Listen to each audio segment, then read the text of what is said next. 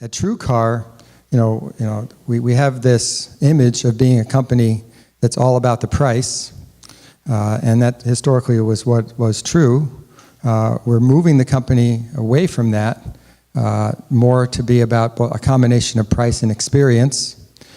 So in order to really kind of be true to that idea, we felt like it's important to delve into the experience from the consumer's perspective and share these ideas. So what I'd like to do is share this with you today, provoke your thinking, and then see which of these ideas actually pass your BS filters or not, and then have a conversation about it. So let's dive on in. So the way we did this was we tracked online 20,000 people. And we watched them go into dealerships. These people allowed us, through a third-party panel research creator, to track all their digital activity, no matter what it was. Kind of like, remember in the old days, Nielsen would put a box in your house, and they would observe what you're watching. This was a system that enables to, basically on a cell phone, to see, or a mobile device, see everything they did. And then we tracked people into dealerships. We've ring-fenced every franchise dealer in America, and we're able to see them and talk to them and survey them right after they were at the dealership, more than 1,000 times over. So we've got a pretty decent sample size here. It can be more local, and we can talk about that. But when we hit these folks up, it was right after they came out of the store. There's a lot of research in our industry that asks people, based upon polk data or post-prospect surveys, 90 days, 100 days, 120 days later. This is kind of like minutes after. And then we also have data in here about that's derived from the top-performing dealers at TrueCar. So we try to make everything database. Someone yesterday said, "Where's the data?" I want to see some data. Who said that, by the way? He was drunk. But who said that? Who actually said that? I want to see data. And you were asking questions like, what percentage of your clients' cars are actually being sold online? That was the question. I want the data. Okay, well, get ready, folks, because you're about ready to get some data. Okay, so, but before we dump into the data, here's some observations, and I'll circle back on these at the end. Stepping back, I think that you'll see, and I hope you agree with me after looking at this, that consumer attitudes about car shopping and buying behaviors and perceptions are actually changing more slowly than often reported in the popular press and believed in the conventional wisdom. When you've been around the industry, a number of us in this room, we've got the gray hair to prove it. You have the ability to observe what's changing and what isn't changing. There's a lot of things that actually aren't changing, folks, and we have to root our strategies in those. Second, dealers that focus on building trust and closing what I call key information gaps are going to win more customers. So closing key information gaps for the consumer partly involves technology, partly involves messaging, and partly involves the human touch of how we work with consumers. And I think this conference has done a nice job balancing the importance of using technology with the human touch. This conference also, I think, touches on the most interesting and important hot buttons in our industry. And I want to take my hat off to Brian for making sure that this is a no BS, no holds barred chance for people to talk about what's really happening. And so I'm trying to share with you from that perspective. And thirdly, I think we can step back and say digital retailing in the automotive industry needs to be recalibrated from a messaging and media allocation perspective. And it's a challenged industry in that volumes are fairly static now. Front-end gross profits are compressed. There's a lot of competition out there. We're not going to make it up on the volume so much. So it's an industry now that needs to be much more refined in how it speaks to consumers and how it allocates its media. And so those are three high-level conclusions. But let me jump in and talk about the car buying experience deeply. So there's a few slides from last year I just wanted to share with you kind of a background, because last year I shared with you a study that we did where we actually armed consumers with an app we call the Car Buying Journey study, armed with an app, and at multiple places along their car shopping journey, they told us about what they were experiencing. When we did this study, we came out of it with the view that more people are more unhappy with the car buying process than are happy with it. Some people are delighted with the experience they get, but the majority of car buyers in America are more unhappy than happy. And that's why when you hear people talk about car buying, they equate it to things like getting root canals and stuff like that. That's where that image comes from. If the majority of people were happy, we wouldn't be hearing that kind of metaphor being thrown around. What we did was we asked people to comment about all aspects of the car buying process, and we distilled out of that what we thought their main pain points were. Here's what we talked about last year. First one is that they don't like the fact that when they buy a car, it takes so much time. And you can see the quote, typical quote. I can't see it quite as well from where I'm standing. Absolute worst part of the experience was the waiting. The salesperson going back and forth. So that's the typical thing, waste of time. Second one is the disconnect between the information that people receive online and what happens in the store. That's a pretty big one, actually. A lot of complaints about that. The data didn't align. They thought one thing about the price, it turned out to be another. Their expectations weren't met from their online shopping. Third and fourth are related. Lack of transparency and no validation. People don't feel like there's enough transparency about the overall transaction, and there's not enough validation provided to them in a credible way by the dealer that the economic terms of the transaction are fair from an objective perspective. And then lastly, people are turned off by the kind of pressure they get when they walk into dealerships. So these pain points are the things that real car buyers, even today, complain about. Now, you may not hear it every day, but if you put your ear to the rail and talk to hundreds of people and then step back, these are dominant themes that says there's a big opportunity here. And last year I said that the dealers who more holistically meet consumers' needs are going to be the ones that win in local markets. It's meeting holistic needs that address these pain points. So last year I also talked about what I call the trust gap. So underlying these concerns is the fact that this profession called automotive sales and retailing is considered amongst all these different professions among the least trustworthy in America. The only one that ranks below, as you can see, are politicians. So that I don't say that to be critical. I say that it's despite the best efforts of many great dealers. But also, the people in this room, I'm sure, look at this and say, big opportunity. Because our store is different. We treat people differently than this. But this is the baggage they bring in. And this is the baggage they carry with them while they're shopping online from home. And it's their frame of reference about the transaction that is dominant in their minds. So how do we get over this hurdle in order to build trust and succeed in a positive transaction? Big question. We went a little farther. We asked consumers what percentage you trust, meaning strongly agree that you trust, or agree. That's called top two box out of 5 answers. Strongly agree, neutral, disagree, strongly disagree. So this is top 2 box, agree or strongly agree, that you can trust this kind of information. So it's interesting that a quarter of consumers feel like they can't trust the basic information about the car itself. Forget the economic terms. So when you ask them, can you trust the fairness of the financing terms, the asking price, and the trade-in values, it falls off fairly fast. So I think when we talk about digital marketing, we need to root ourselves kind of in a fundamental understanding of where the consumer's coming from. We can talk about technology till the cows come home, but this basic stuff is really key. So we went a little bit farther. This is this year's study. So we asked people how much they agree with these statements. Claims made by dealerships in their ads may be misleading. 76% of the people agree that you are misleading in your advertising. The price quoted by dealerships and ads may be misleading. 71% agree or strongly agree.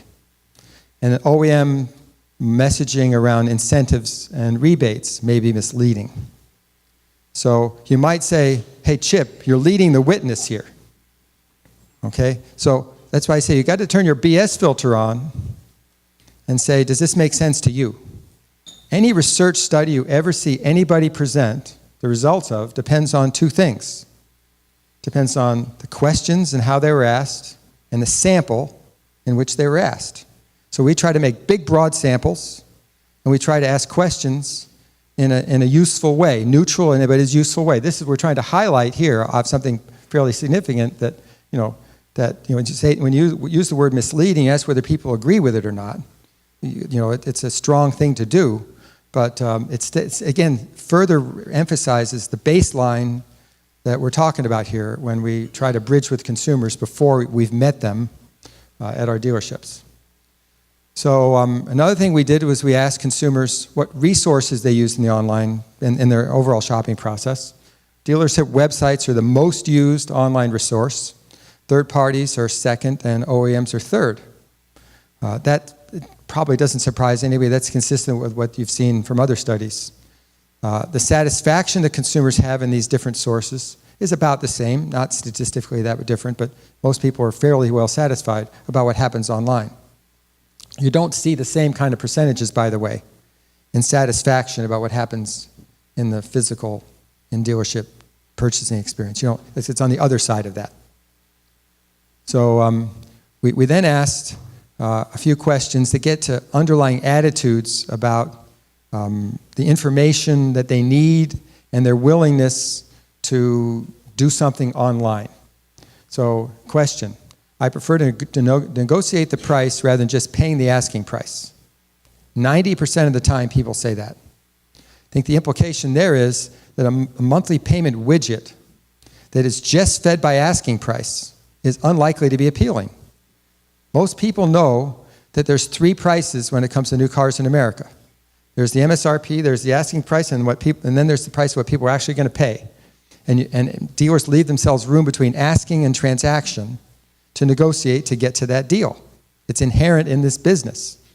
So if we're going to feed a monthly payment widget with asking price, kind of makes you wonder, how much legs that really has.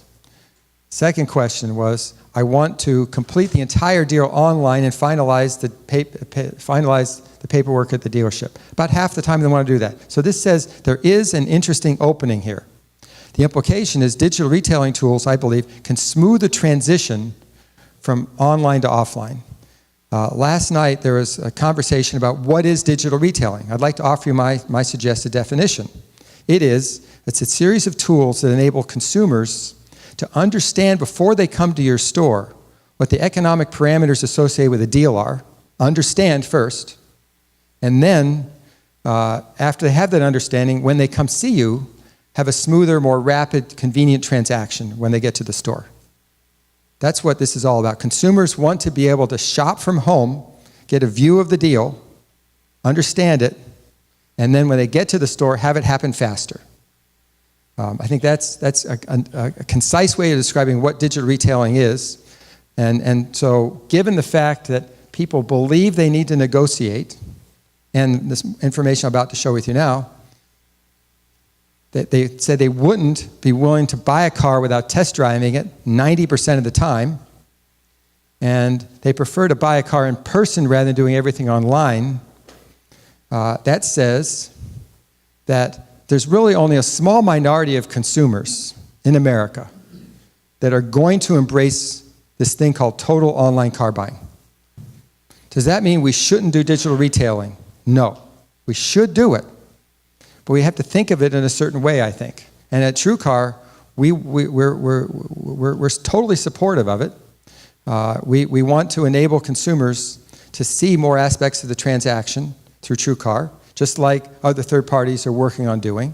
We want to do it in our way, so we'll be a little differently than the other third parties. But we think this is a positive movement for the industry, a positive movement for dealers, a positive movement for consumers. but it needs to be put in perspective as not being a silver bullet, not being a panacea for the problems of our industry, and not being a solution to general consumer dissatisfaction with car buying. It's not a general solution to that. So that's my stake in the ground on a definition. We can debate that in a little bit. So interestingly, when you couple the research that people believe they have to buy a car in the dealership, we actually tracked people, and we learned that they actually visit more than 2 stores on average, and 50% of consumers visit 3 or more stores. Now, you've seen some data in our industry that says people visit 1.5 stores, okay? Our data actually lines up with the latest J.D. Power data, which is more like this. And again, this is not asking people 9 months or 90 days after they bought the car to recall how many dealerships they visit. This is instantaneously after they bought the car. How many dealerships did you visit? And Chip, let me just say something. Yes. Anybody in this room 1.3 visits before they buy a car, I'm throwing you out. It's so crazy when you think about this. If it was 1.3 dealerships, wouldn't you have a 70% closing rate in the showroom visits, right? But how many times have people been in a presentation, it's like, it's down to 1.3. And it's like, by what data? And let's give Chip a round of applause to cutting the bullshit. Thank you, Brian. This is data that's more aligned with closing percentages in the showroom. Some stores are closing at 30, 40, 50%. If that's all there is, they have to be going to 2 or 3 dealerships. So let's make sure vendors here in this room stop throwing out that bullshit that people don't want to go to the dealership and shop for a car. It's actually twisting, as Chip said, this perception that everyone wants to do everything online, and consumers have changed overnight. Thank you, Brian. So what we try to do is root our strategies in real facts. And what I'm hoping you all do when you get home to your store is take this presentation, you have a whole copy of it, plus the other presentations, cherry pick the best pieces of them, and have conversations in your store about these facts or trends or insights or perspectives, and debate them in your store about which ones you want to embrace or not, and what their implications are for how you do business in your hometown. So now let's play a little bit of like Family Feud style, test the survey. So what I'm going to do now is I'm going to take you through an analysis we did, or kind of a study, a probing of the role of price, experience, and location in how people you think about buying the car and choosing the dealer they're going to do business with. There's a lot of urban legend around this. So I'd like somebody to guess on the left, what do you think the answer is, that the percentage of car buyers who want the lowest price possible and are willing to put in the extra effort to get it? That was the question we asked. What percentage of people do you think that say that? Well, this is what they say. We don't have the ability to track that way, but we do ask people this, and it's useful to know what they say at least. So what do you all think they say? 75? 45? 20? 10? 25. So just the fact that we've got a big variety of answers in this room says that we've got really different opinions about the mindset of car buyers. And when you have all these different opinions about the mindset, that leads to different strategies that may or may not work. And opinions like this, when you have from 20 to 80, that means you're making a fairly strong generalization. Okay, the answer is this, 45%. Who said 45 over here? Okay, nice job. So 45% of the people, say they're willing to really work to get the best price. I'll tell you to finish it out, fill it out here. So the next two are, we asked people to fill in this box, just want to pay a fair market price and get a good experience. Being a fair price to get a good experience, 47%, and then 8% are willing to pay an above average price for a better experience. So my takeaway from this is at least half of the car market isn't grinding on price, and it actually matches the common sense and you reflect on the time that people spend doing this, and they come into your stores on a Saturday afternoon, they've allocated 2 or 3 hours, they've got soccer practice or a game to go to, and how many people will go to 3 or 4 stores just to get the best price? We saw half the people are visiting 3 or more, but is that because they're hunting for a price or because they're still trying to feel out which car to buy and they got to test drive multiple cars? There's some of that going on here too. So I think it's interesting that it's not all about price, and that's a bit flying in the face of conventional wisdom. Now we're going to throw a couple other kind of little case study questions at you. Let's assume 2 dealers have the same vehicle, the same price. Same price. Dealer A is nearby, but has a below average consumer experience. Probably advertises they're the biggest in town, beat any deal, but they slam you when you get to the store, and people know it. They're close by. Another dealer's 30 minutes away and provides a really great experience. Any guesses on how many people choose A or B? So let's just B. So how many people are willing to drive to get a better experience? 30 minutes. 50, 70, 20, 80, 20. Okay. The answer is 87. No. The answer is, I hit too fast. Okay. The answer is 89. Okay. So 89% of the time, people are willing to drive 30 minutes for a better experience. I don't think you saw those slides quickly enough. You know what the answers are coming up. Okay. So, but by the way, the base here is 777 people. Okay. Of that, we had more than 1,200 people complete the survey. 777 got down to this level. After they left the store, we're hitting them with a bunch of questions on what just happened. So people are willing to drive for a better experience. Now we're going to do this. Let's assume 2 dealers have the same customer experience. One's located 30 miles further away, but they're only charged you $29,000. One's close by, is going to charge you $30,000. So you can drive 30 minutes to save $1,000. 88%. The 88%? Okay. All right. So I double pushed the button. So here you can see people are willing to drive to save $1,000. And you can change the parameters here. You can make it 10 miles and $500. You can make it 100 miles and $3,000. We chose these numbers because they felt like they're meaningfully relevant. But they're debatable, obviously, from anybody's individual perspective. How does that integrate with them 71% not believe in Christ? So that number. Well, this is what if they believed they were going to actually save the money. They have a 71%. It's not a real number. Well, yes, but we ask him this: if you thought you could save $1,000, would you drive 30 miles? Okay, so people are willing to drive. And now we ask the interesting one, which is the driving time is the same. You have a chance to get a better consumer experience for more money.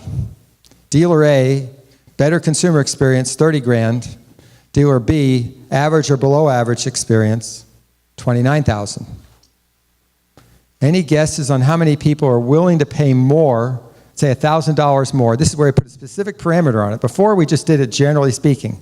Put yourself in 3 boxes. Here we're saying, choose this. $1,000 for a better experience. Anybody want to guess how many people select A? 70%? Say 15? 15? Yes. Any more? 55?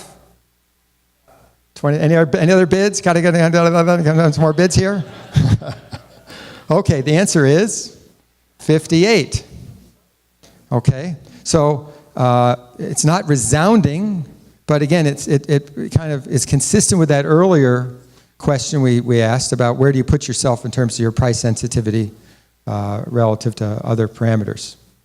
So I think what we can do is we can take away a couple things from this. One is we shouldn't make gross generalization statements. about consumer behavior.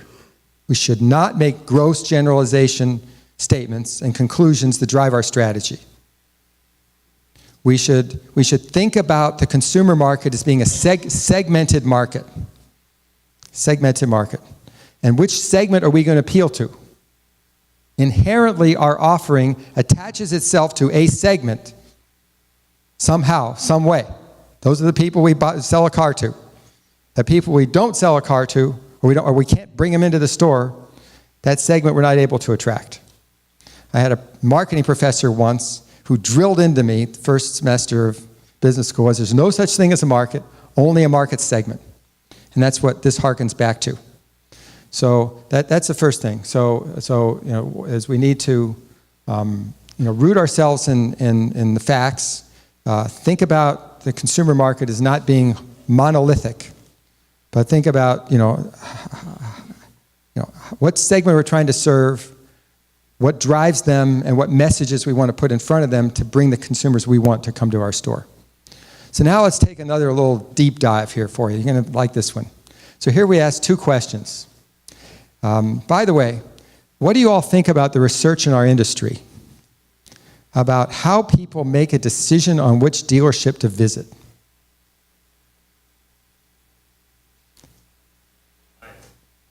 Biased? That's one. But how much real research have you seen on how people make a decision on which dealership to visit? I've been, pardon? There's conflicting information. Okay. So what are some of the hypotheses that you all have about, the key drivers of why people decide the dealership they want to buy their car from? Yes. Word of mouth, meaning reputation. Reputation. Location, proximity, yes. Previous experience, yes. Any other ones? Reviews, okay. Okay, so we asked 2 questions. Good, these are all good ideas. You're going to see everything that you just said now pop up, okay? When you think about the decision about which dealership you're going to visit and buy your car from, tell us how important each of these factors are. Next, how difficult or easy was it to obtain that information about the dealership before you visited them? When I talked about information gaps earlier, there are information gaps that get pulled out of this kind of research. Because what we're going to be able to now do is take a look at all these different factors. We have 18 different factors here. Convenient location, large inventory, working with a dealer I purchased from in the past, good reviews, family-owned dealership, #1 sales leader. These are the kinds of factors that we see show up a lot in our marketing messages, right? But there's other ones, like knowing the dealer has every exact vehicle, the one I want to buy, having a no-pressure experience when I get to the dealership, knowing that it's an easy and convenient paperwork process. These are other things that could be considered important. So what we did was we asked a large sample of people to give us their answers, and we're going to start in the bottom left. The bottom left, the upper right is obviously where the gold is, right? It's what's most important and what's hard to find. Okay, but we're going to start in the lower left. Down in the lower left, it's pretty easy to find whether the dealer is #1, how big they are. And it's obviously pretty easy to know because they did it, having purchased at the dealership before. But it's not that important to them. What this says is there's not a tremendous amount of loyalty, obviously. If there was tremendous loyalty to dealers, the prior purchase would be way further to the right. Now, they're probably loyal to dealers who gave them a great experience, but we saw earlier that many people don't come away loving the experience they had in buying a car. They might love the service experience associated with how you treat them after they own it, but they harken back to what it was like when they bought it, and they're not in love with that. So it's not surprising that just because they bought a car from you in the past, that's considered not that important to the consumer. Now let's jump into the upper left.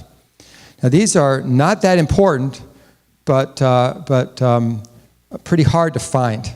So this is less relevant. So knowing that they could buy the car online.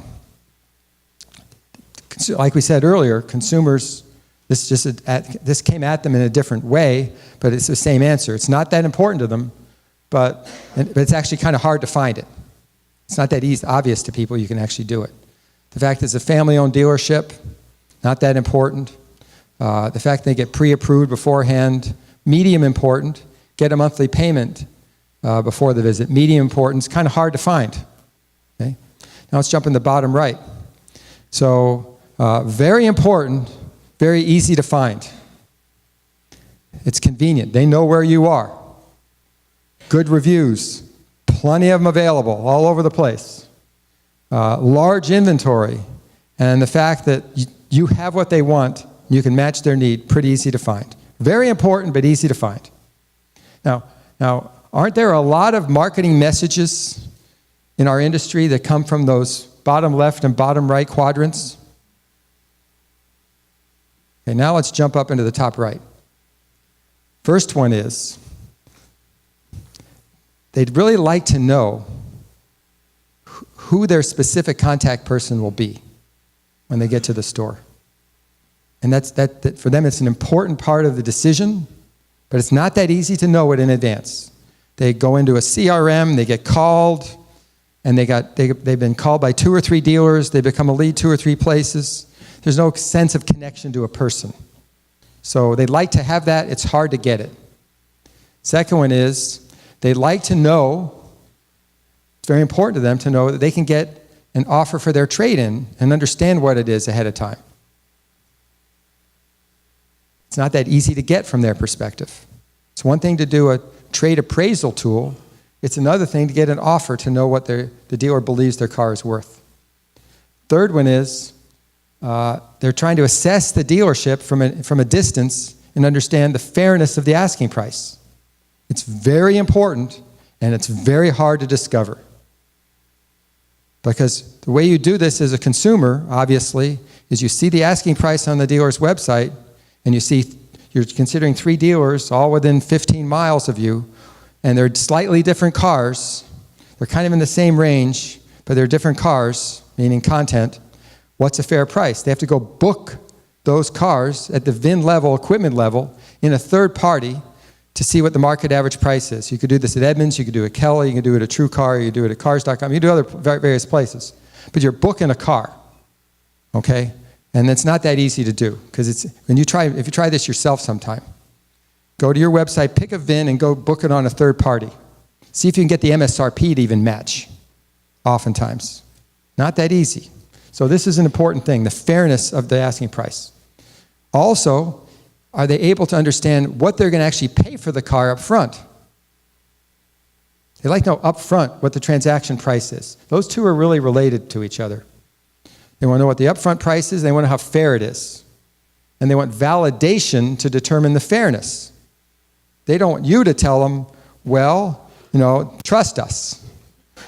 We've already seen how far that goes, right? There is no trust. So how are you going to arm yourself to build credibility and trust? Third one is incentives and rebates. Now you might think this is an OEM domain. It's publicly advertised. It's pretty well known. But consumers are wondering whether an individual dealership will hook them up to the best incentive they could get.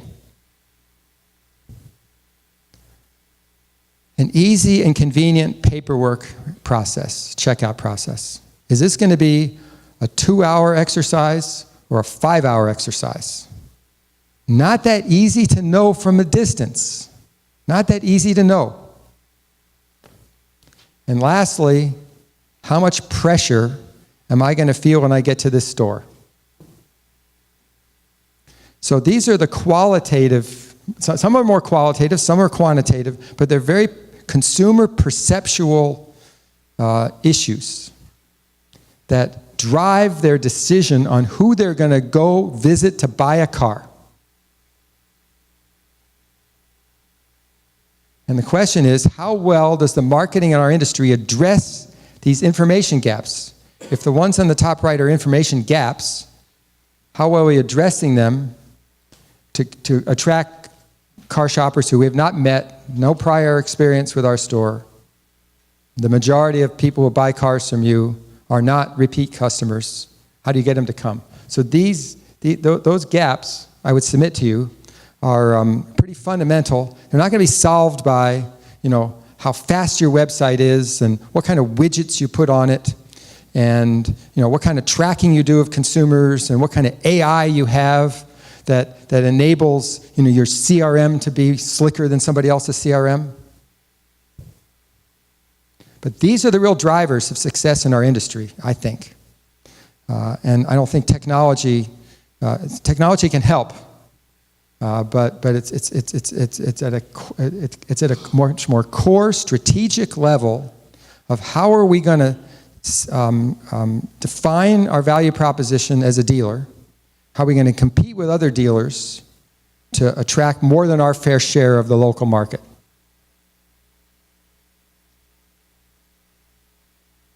So let me share with you now some proposed takeaways. And what we did here was we looked inside the TrueCar universe of high-performing dealers. The way we measure high performance at our company is through the close rate we observe at an individual store. All the TrueCar dealers all across America provide us a daily data feed, thank you who do this, of the names and addresses and phone numbers of everybody who buys a car at your store. We have an attribution model in which we ask to be compensated, basically, when you have a success. We match the names of the people who buy a car at your site, at your store, with the names of the people who register on TrueCar. We typically send 100 leads to a dealership, 8 turn into sales. We don't charge you a nickel for the 92 that didn't turn into a sale. We only ask to be compensated when there's a success. But as a result, we see your close rate. And we've established, since I've been at the company, a service organization nationwide whose sole mission is to help you sell more cars by enabling you to see the gaps in your own process and customize your response to leads based upon our understanding of the best practices of top-performing TrueCar dealers. So here are some of the things that these higher-than-average TrueCar dealers do. So this is like backing into the answer, okay? So what we did was we looked at the high close rate dealers and then said, which of these dealers appear to be doing the things that are up in the top right-hand corner of that quadrant. So I don't present this as a comprehensive, totally airtight set of conclusions because we backed into it. There's a lot more work to be done here, but I think directionally it shows some interesting findings that high close rate dealers are doing some of the things in the top right. So here's a dealership. Paul Nygaard, are you still here? He was here earlier. It's from Larry H. Miller. So I was talking to Paul about this store. It's a CDJR store in Tucson, Arizona.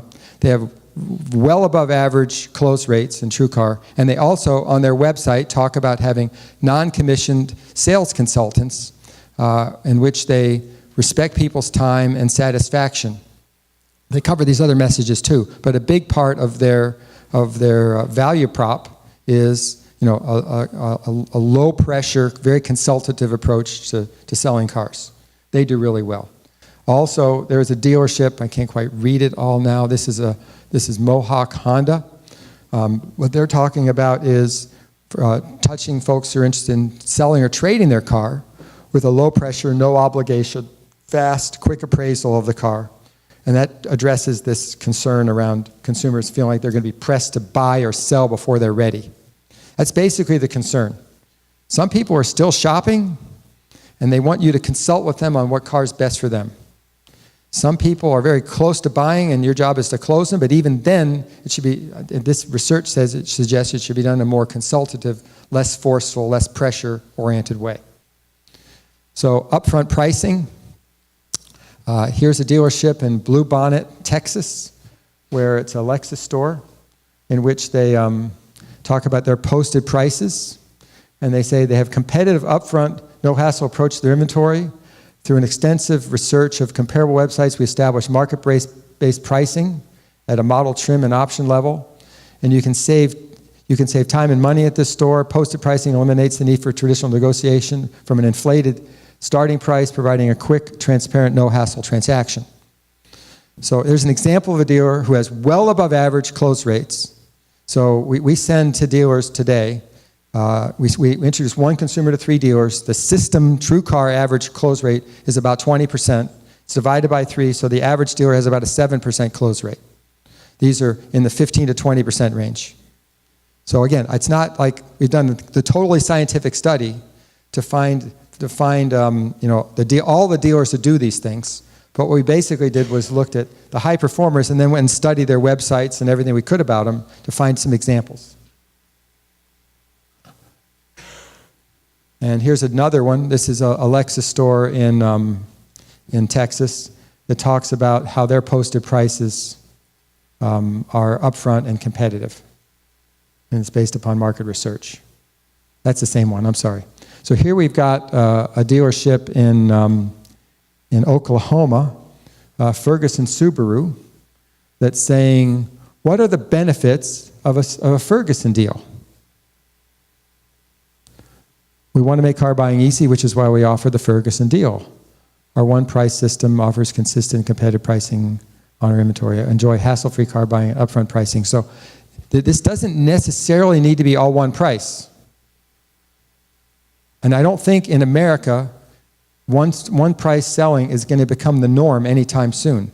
It's too deeply ingrained. After 100 years of buying and selling cars, people are going to expect to have some negotiation. Because there will always be wheeling, dealing dealers who will do it anyway. So it's not, the one price is not the panacea, it's not coming. However, consumers want to know that the price they're going to pay is market competitive and fair. The question is, how do you do that in the context of the information they have and your sales process at your store? People who do that better than average, I think, will end up winning. Now, Brian raised a very interesting question yesterday, which was, is it possible to create a competitive advantage with a more transparent, consumer-centric marketing and sales process? Is it possible to? Or using digital retailing tools, for example. Or are the OEMs going to come in over the top and mandate it? So I have my theory. I'd like to answer that question now, okay? Here's my theory. I think there's a good amount of time before the OEMs try to standardize on this. A good amount of time. I don't think the OEMs have proven themselves to be, geniuses when it comes to retail in our industry. So they're going to stumble around. They will institute some things like, the GM, click, buy now, whatever that thing was. Nobody ever used it, right? What was it called? Click, shop, click, drive, that kind of thing. I mean, they will stumble around. But there's so much diversity of opinion amongst the dealers and the styles of selling in America that it's unlikely that the OEMs are going to push down something, I believe, anytime soon. So my answer to the question is yes, emphatically. A dealer can establish competitive advantage in the local market by embracing digital retailing in a positive way that provides transparency to the consumer about the deal they're about ready to embark on. That's my view of the opinion. So no one else was willing to stick out their neck on that question yesterday, but here it is, standing out there about 10 miles. You can chop it off if you want. Okay? So the specific contact person point I mentioned earlier. So here's an example of one of our top performers who, whenever they get a lead, they try to answer in a very personal way. This is very important in the TrueCar world because about a half of the transactions that flow through our marketplace emanate from consumers who are members of organizations like USAA or Sam's Club, or they're a Consumer Reports user, or they're an ARP user, they're AAA. And we have these relationships with these people in which inside their portals, there's a car buying service white labeled called TrueCar. And we have exclusive relationships with 300 organizations, one-way exclusives, them to us not to them. So 8 out of the top 10 insurance companies in America have TrueCar embedded in their portals. And we can work with anybody. And why do they do it exclusively? Because there's obviously a benefit to their member to get upfront, transparent pricing from dealers like you. So, but one of the key things is to respond to these people in a way that's customized and personalized. So here's an example of a dealer who's saying, I will be your USAA member auto buying advisor. Or you'll see dealers say, I'm happy to represent, Joe Smith Honda as your USA certified dealer in Reelville, Illinois, okay? So when you personalize the response and give them somebody they can be confident they're going to be able to talk to when they get to the store, that helps propel the higher close rate. So we systematically observe that the dealers who have much higher than average close rates are taking a more personalized approach and not treating all leads the same. There's a tendency to treat all leads the same.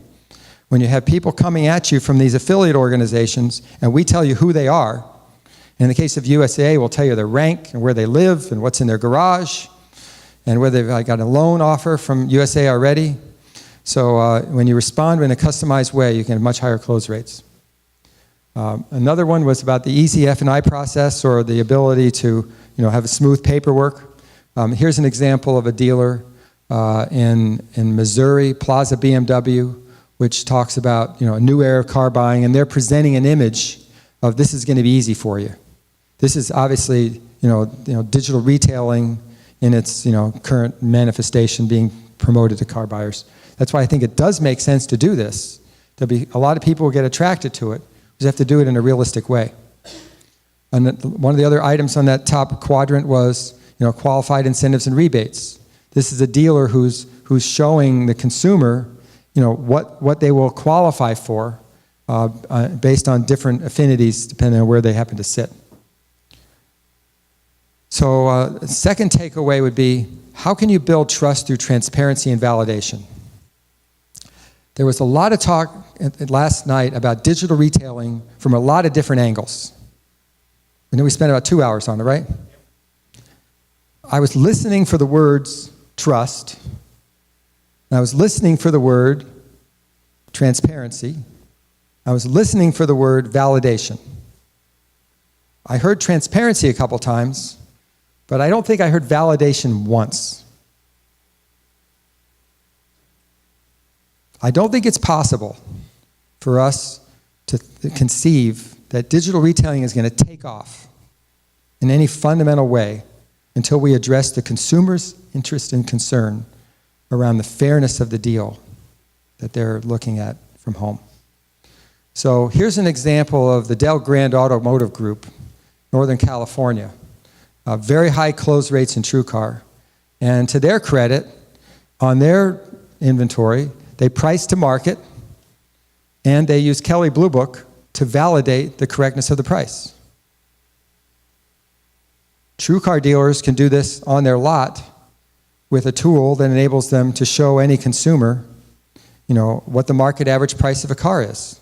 Every VIN, there's 2 million new car VINs in the TrueCar system.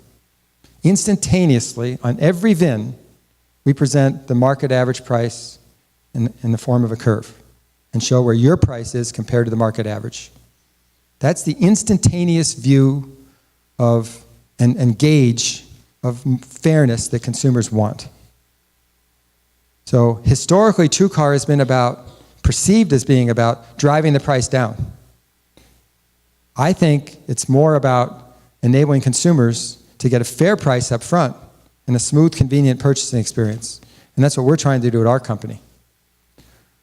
So here's another question around validation. So the trade-in is one of these opaque parts of the transaction. A lot of stress, a lot of anxiety, and the old notion of pushing that piece of paper across the table is a rough thing on a lot of people.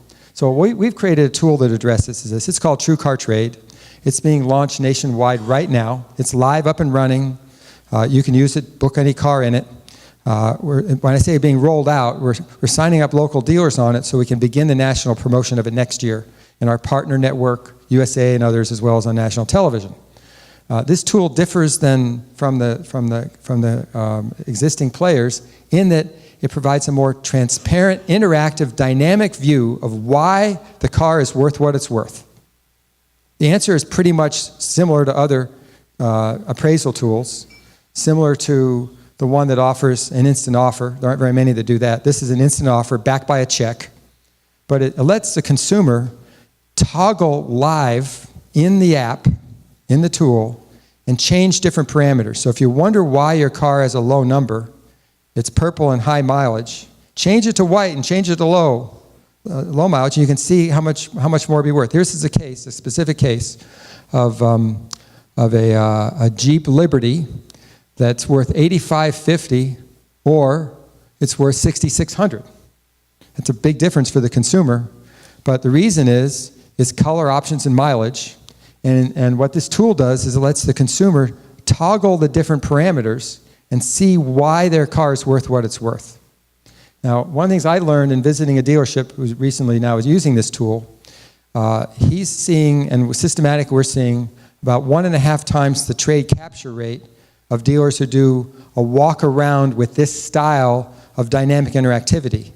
A dealer described it to me as the theater of the side-by-side comparison, side-by-side appraisal. The theater of the side-by-side appraisal took a lot of tension out of it.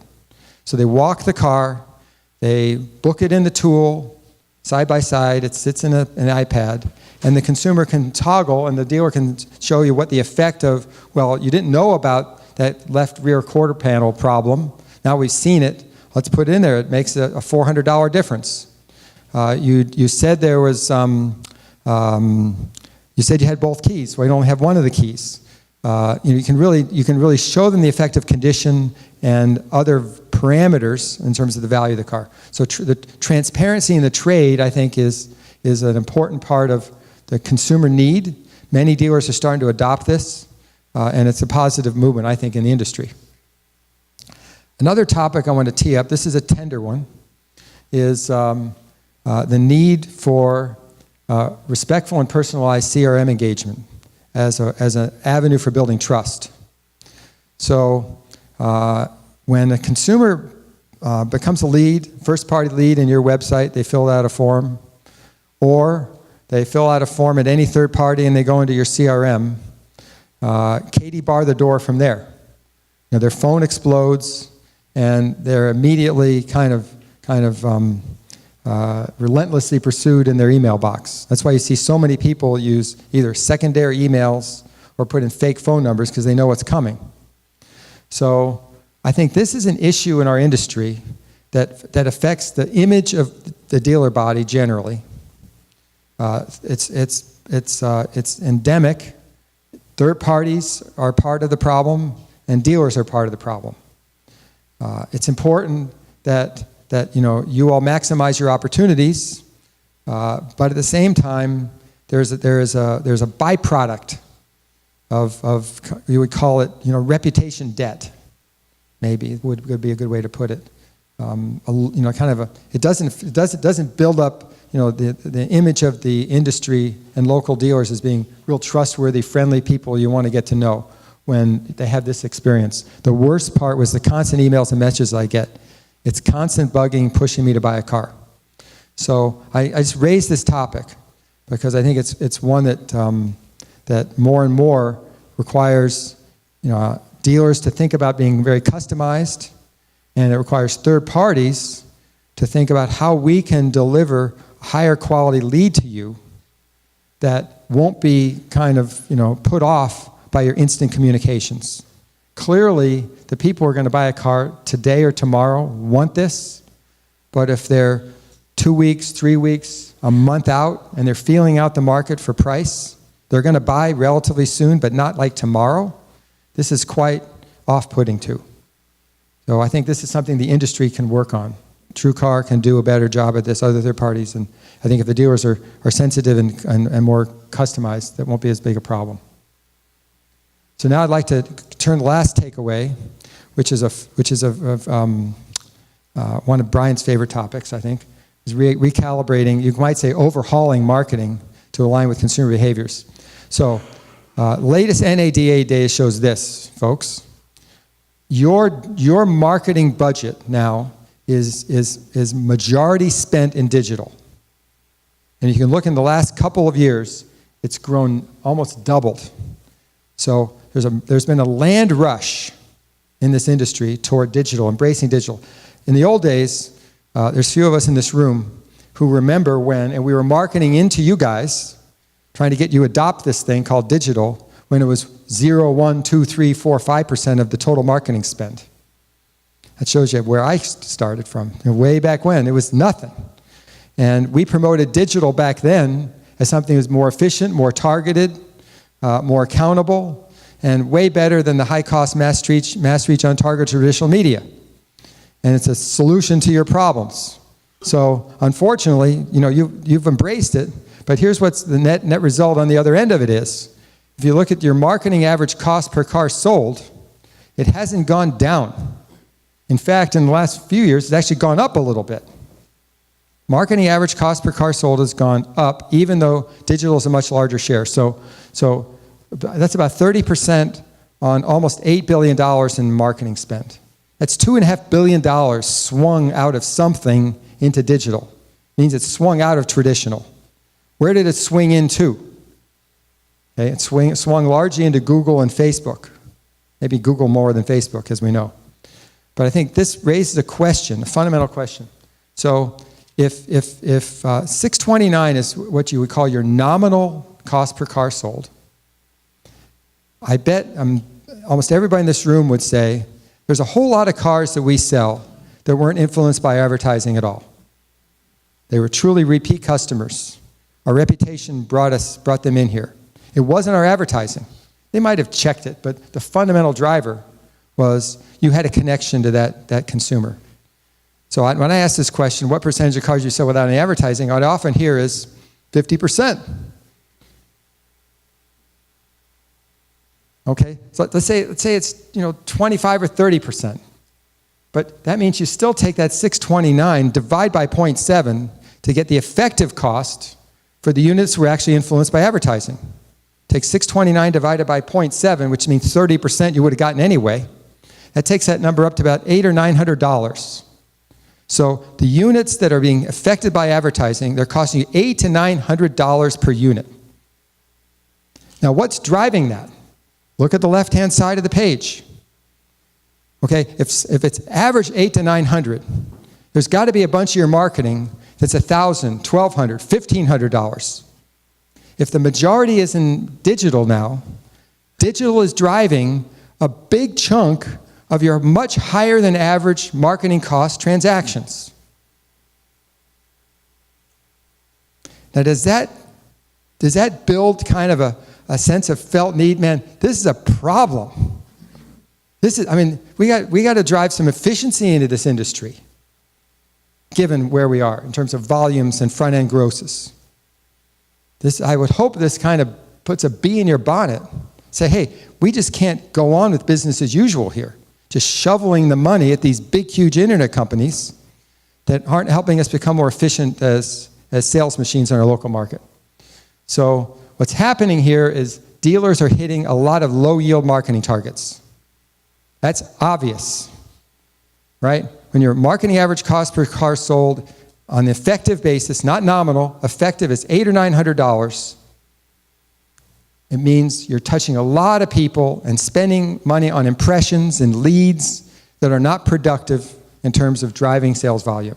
How many times have you ever tried something where you bought a new provider, a new digital provider, and they bring you a great report, this is how much activity they're getting for you, and then you look on the showroom floor and there's no more visits? Okay, that's fairly common, I think. So it says digital needs to be put under microscope, and Google needs to be put under a microscope in a very significant way. The idea would be this: to find the most inefficient parts of your marketing budget and eliminate them.